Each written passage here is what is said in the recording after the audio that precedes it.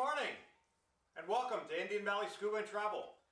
I'm Dave Valaika and today we're going to be talking about renting versus buying.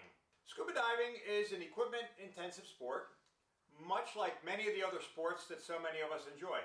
Golf, motorcycle ownership, hunting and fishing, all of these sports require gear to enjoy. Scuba is no different than any of those. There are a lot of considerations and pros and cons to be argued for purchasing equipment versus renting equipment for diving. And today we're going to try to cover the primary reasons you would consider one way or the other and think about whether a purchase is more appropriate or perhaps a rental at this point. One of the considerations is budget and cash outlay. Equipment costs money, diving activities and travel cost money. So there's a balance of what we have in terms of disposable income and disposable time to devote to this awesome sport. So we need to take that into consideration so that we can maximize the benefits on both sides of that. Familiarity with your own equipment is really a key consideration. When you own it, you learn it.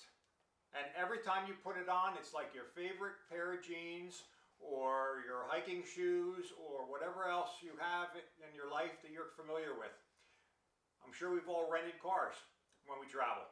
You get into the car, suddenly the rain starts, you can't find the windshield wiper, you're not sure where the lights go on there, you're not sure how to lock it or unlock it with the new key fob. Diving is no different. Why make every dive trip a learning experience, struggling through releases on your BCD and how the regulator is set up on this one, or more importantly, what that computer screen is telling me. Familiarity comes with owning it, having it, using it again and again, using the same equipment, reading the manuals at home, putting it together yourself, and taking care of it. Maintenance and care. If it's yours, you'll take care of it. Your equipment will always function right.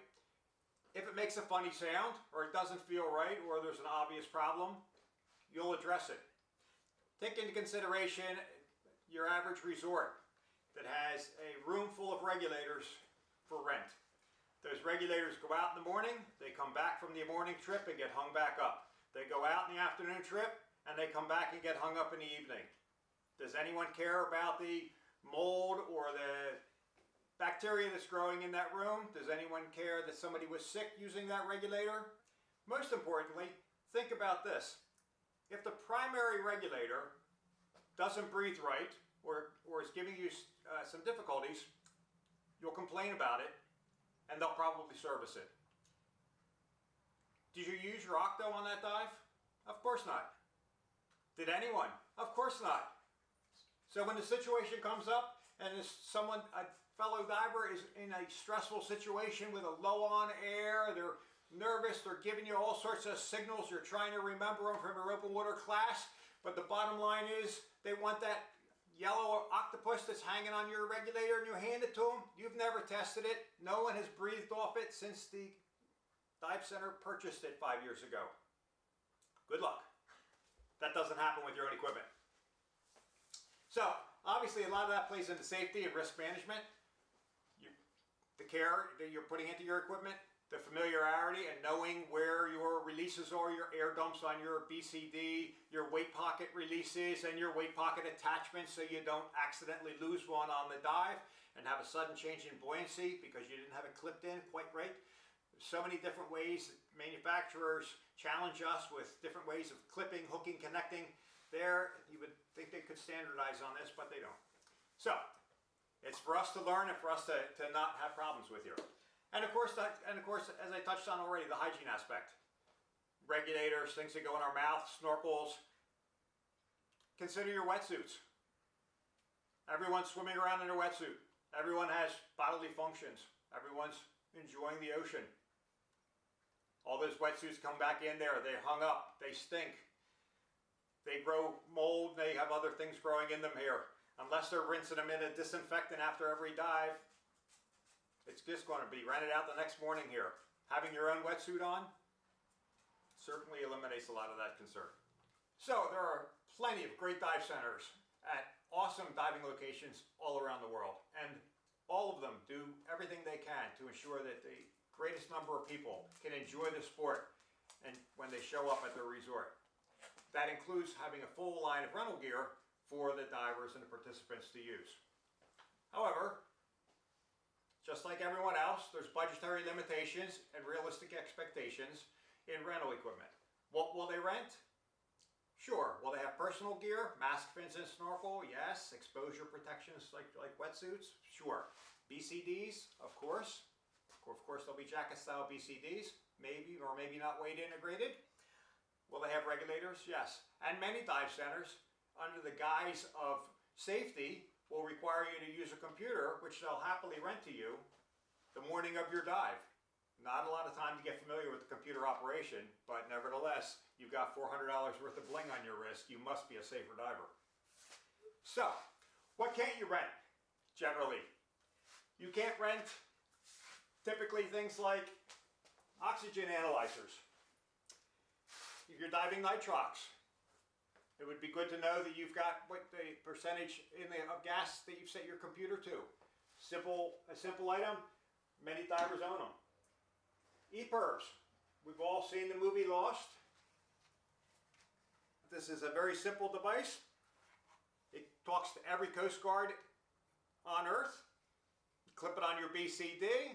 That boat fails to take roll and moves on to the next location, leaving you bobbing around in the middle of the ocean there. You pop the top of this, extend the antenna, hit the button, and within minutes, the local Coast Guard is scrambling, and hopefully you'll be hearing that helicopter or another boat looking for you very shortly. The boat didn't get that far away. Having that personal gear like a whistle, right? Or a horn. And of course your safety sausage, or DSMB or SMB, surface marker buoy, however you prefer to call it, and a finger spool to deploy it, is really key to be sighted and seen on the ocean there. Can you rent any of that? Not a chance. These are things that should be high on your list of personal gear to purchase that you would have and you'd be able to take on every dive. It fits in every application and every ocean in the world, so it's not a site-specific. A redundant breathing supply. Will you be able to rent that while you're there? No. This is a pony bottle setup. This is one that many of us here use. Our entire staff dives with pony bottles. I travel every ocean on Earth with my pony bottle and my regulator. You can't rent them where you're going, so we take the valve out, we throw it in our luggage, we get there, we put it back together and fill it up, and I've got the perfect buddy all week long there. If I'm low on air or you're low on air, here you go. Take this supply of air. In fact, take the whole bottle. Let's go swim to the surface now. We don't have to be connected by our octopus and awkwardly swimming side by side, and your life is dependent on a wire tie that's holding that mouthpiece on. Let's use pony bottle. So in the rental versus purchase conundrum, there's clearly a segment of purchasing that I would recommend to every diver everywhere. We'll start off with our personal gear, mask, fins, snorkel. It's yours, it fits you well, the snorkel's been in your mouth and your mouth only, the fins don't fall off your feet.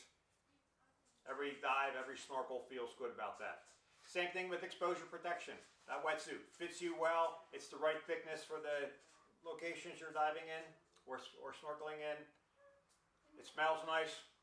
It's all you. A bag to carry all your equipment in, so you're not showing up with the boat with an armful of gear. Right? A simple wet bag, but it can keep your mask, fin, snorkel, wetsuit, BCD, whatever you own. Carry it on the boat. Keep it organized. Keep it under your seat. Take out what you want. Control what you don't want.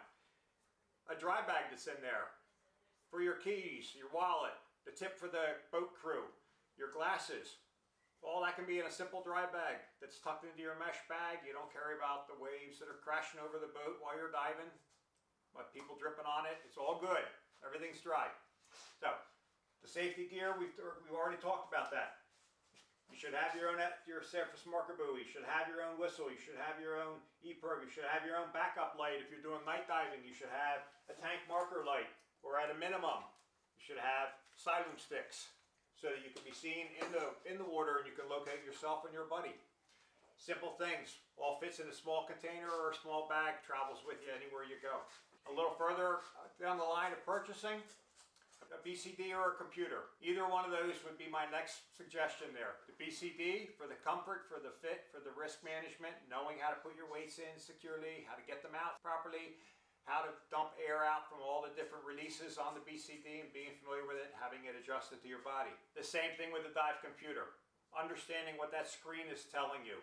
Understanding as you scroll through the screens, what you're looking for, where you're going, what information is being presented to you there. Especially the key information that is so important for health, safety, and comfort on our dives here. Somewhere down on the list is a regulator. If I had to prioritize my purchase items there, that's the order I would use. My regulator would certainly come after my computer or my BCD. All regulators provide the same function. We know we take better care of our own, but again, respecting the fact that this needs to be budgeted out as you get further and further into the sport. That would be my list of priorities. So in summary, let's talk about the pros and the cons of ownership of your personal dive gear. The list of pros is long and strong. Familiarity with your equipment yields comfort, that yields safety, that yields enjoyment on every dive, which is what we're doing this sport for. Very few of us are getting paid to dive. This is all about getting the most pleasure out of each dive. Take the struggle out of it. Ease of setup and preparation for your dive. When you have your gear, you've got a checklist, you've got everything at home, it's organized, it's spread out, it all fits into your bag. Roll and goal. And one of the considerations to think about for the purchase is to use a financing program. We offer a financing program, 12 months, same as cash, a number of different programs through Synchrony, where you can play today, pay tomorrow, enjoy your equipment. What would be some considerations for renting? First and foremost, are you done growing? Your 10-year-old, your 12-year-old child is just recently certified. Do we want to run out and buy them boots and a wetsuit? Perhaps not. They won't fit them next year. So let them stabilize, right? Are you going to do a lot of local diving? If you're going to do local diving, having the gear in your garage and ready to go diving makes it more convenient. If all of your diving is on airplanes, then travel considerations come into play. How many bags can you check? How much gear can you take? Are your trips scuba focused? If the primary purpose of your trip is hiking, safari, sailing, whatever, and you're going to do a few scuba dive activities during that trip, maybe you don't need to take all your gear. You're doing a diving intensive trip, a week on a liveaboard, a month on the camp on the Red Sea here. We're going to be diving every day. We want our own gear. We don't want to be renting our gear for each one of those different experiences there. So a lot of things to take into consideration. We wish you a long and happy lifetime of awesome diving.